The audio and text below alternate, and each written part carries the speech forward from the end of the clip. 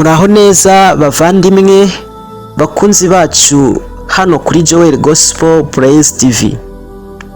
Reka tubahe ikaze mu kiganiro cyacu cy'uno munsi aho dukomereza ku ruhererekane rwo kumenya abo turibo. Greetings beloved brothers and sisters, our dear viewers of Joel Gospel Praise TV. And we welcome you all wherever you are on this series of knowing whom you are. Mu kiganiro giheruka twaganiriye ku kumenya intego yawe yihariye Imana yagushyiriyeho, kumenya agaciro kawe no kwiyubaka mu bushobozi Imana yaguhaye. Ariko noneho muri episode ya 4 turibanda ku kumva neza uwo uri we no kwimenya mu buryo bwimbitse.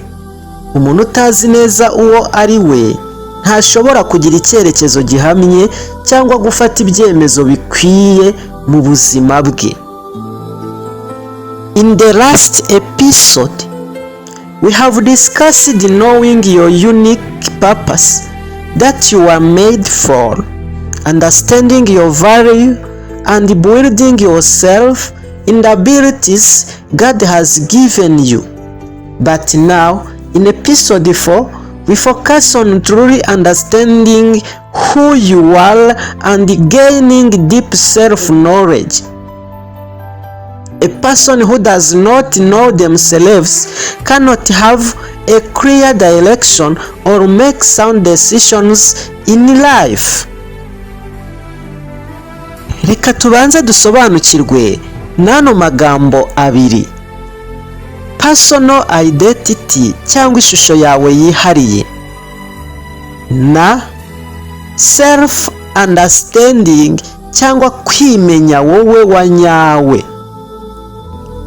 Ishusho yawe yihariye cyangwa your personal identity ni ukumenya neza uwo uri we, ibyo wemera, indangagaciro ufite, ubumenyi n'ubushishozi ndetse n'inzozi z'icyo wifuza kuba cyo. Self understanding ni ubushobozi bwo gusobanukirwa ibitekerezo byawe, ibyiyumvo byawe, intege nke n'imbaraga zawe. Kuko twabibonye Bibiliya iratubwira muri Zaburi y'139 umurongo wa 14 iti: ndagushimira yuko naremwe uburyo buteye ubwoba butangaje kandi bw'igitangaza, imirimo wakoze ni ibitangaza, ibyo umutima wanjye ubizi neza. Ibi bitwereka ko Imana yaduhaye ishusho idasanzwe kandi tugomba kumenya neza. Personal identity means clear knowing who you are, your beliefs, your values, your knowledge and abilities, and your vision for what you want to become. Self-understanding is the ability to comprehend your thoughts, emotions, weaknesses, and strengths. As you have seen, the Bible tells us in Psalms chapter 139 verse 14, I praise you because I am fearfully and wonderfully made. Your works are wonderful. My heart knows that well. This shows us that God gave us a unique image and we must truly understand it.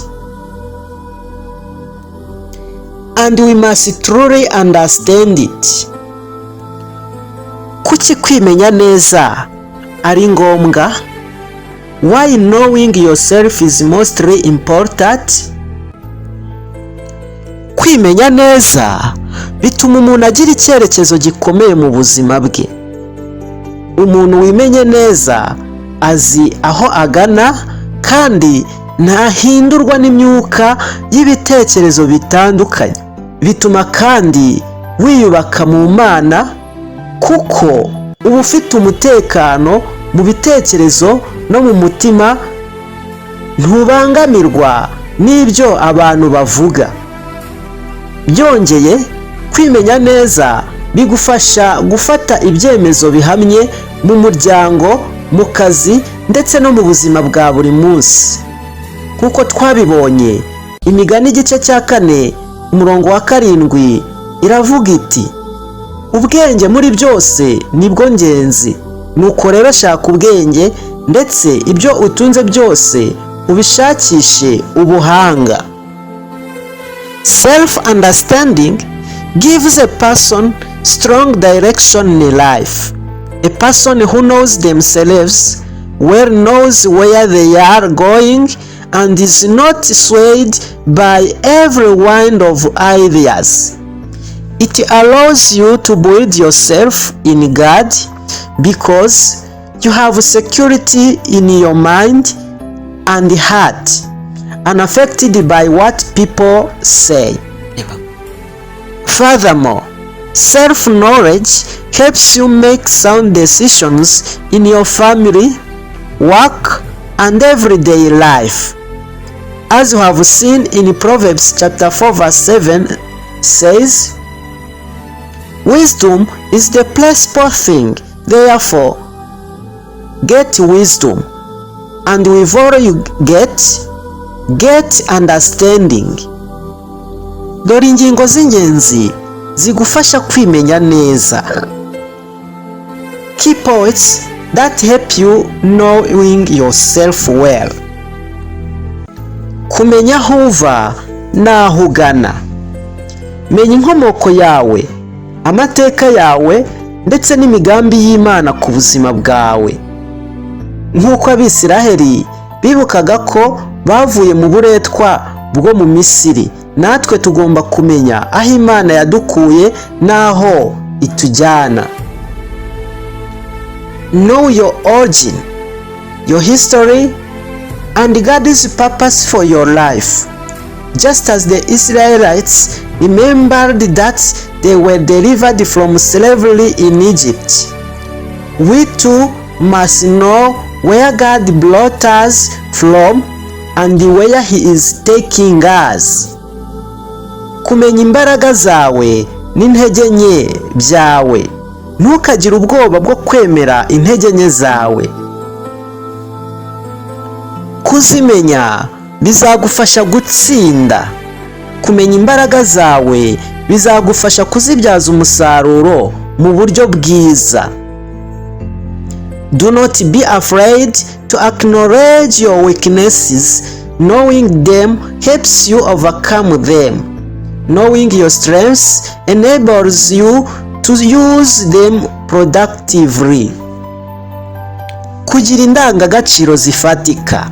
Indangagaciro ni umusingi w'imyanzuro yawe. Niba zishingiye ku ijambo ry'Imana, uzaba ufite umusingi utanyeganyega. Values are the foundation of your decisions. If they are based on God's word, you will have an unshakable foundation.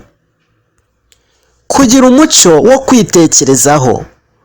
Fata umwanya wa buri gihe wo kwisuzuma, kwibaza impamvu ukora ibyo ukora no kureba niba bihuye n'indangagaciro zawe. Always take time to reflect to yourself, to ask yourself why you do what you do, and to check if it aligns with your values. Mu rwandiko rwanditswe na Yakobo igice cya 1 umurongo wa 23 n'uwa 24 hatwereka ishusho y'umuntu ureba mu ndorerwamo hanyuma akibagirwa isura ye.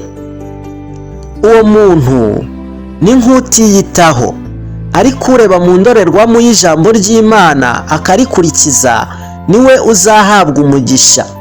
Bivuze ko kwimenya neza bitagarukira mu kumenya gusa, ahubwo bikeneye no guhinduka imyitwarire. In the Epistle of James chapter 1 verse 23 to 24, gives us the image of a man who looks at himself in a mirror and then forgets what he looks like. Such a person neglects himself, but the one who looks into the mirror of God's word and obeys it is the one who will be blessed. This means that self-knowledge should not stop at knowing, but must be translated into action. Dawidi yari azi ko ari umushumba muto, ariko kandi afite umutima w'ubunyambaraga ku Mana. Ibi byatumye atsinda Goliyati. Igitabo cya mbere cya Samweli igice cya 17.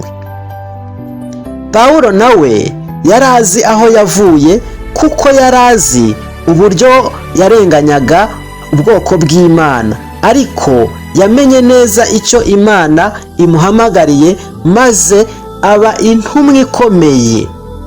Ibyakozwe n'intumwa igice cya 9. David knew that he was a young shepherd, but he also had a heart that trusted in God. This helped him defeat Goliath. First book of Samuel, chapter 17. Paul also knew his past as a persecutor of Christians. Yet he clearly understood God's calling for him, becoming a great apostle. Acts chapter 9. Dore inyigisho ukwiye gushyira mu bikorwa, practical teachings. Andika indangagaciro zawe 5 za mbere kandi uzizirikane mu byemezo byawe byose. Fata umwanya wawe buri munsi wo kwisuzuma imbere y'Imana. Reba niba ibyo ukora bihura n'ubutumwa bw'Imana ku buzima bwawe. Write down your top 5 values and let them guide all your decisions. Take time every day to evaluate yourself before God. Check if what you do aligns with God's purpose for your life.